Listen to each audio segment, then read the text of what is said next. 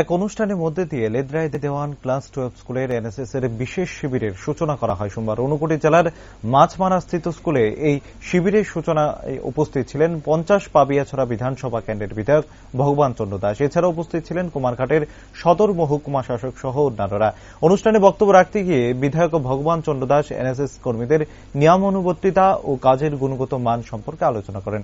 একই সাথে স্কুল ইউনিটের উদ্যোগে আয়োজিত 7 দিনব্যাপী এই শিবিরের বিভিন্ন সামাজিক কাজ সম্পন্ন করতে সকলকে সহযোগিতা করার আহ্বান জানান তিনি। উদ্বোধনী পর্বে নেশামুক্ত ত্রিপুরার স্লোগান তোলা হয় শিবিরে। আমি বহুবার অনেক বিদ্যালয়ে গিয়েছি এনএসএস এর প্রোগ্রামে, এবং আমাদের এই যারা এনএসএস এর যারা সদস্যা অধিকাংশ স্কুলে আমি দেখেছি যে অত্যন্ত নিষ্ঠা এবং সততার মধ্য দিয়ে ওনারা কাজ করে যান, এবং তার যে সাফল্য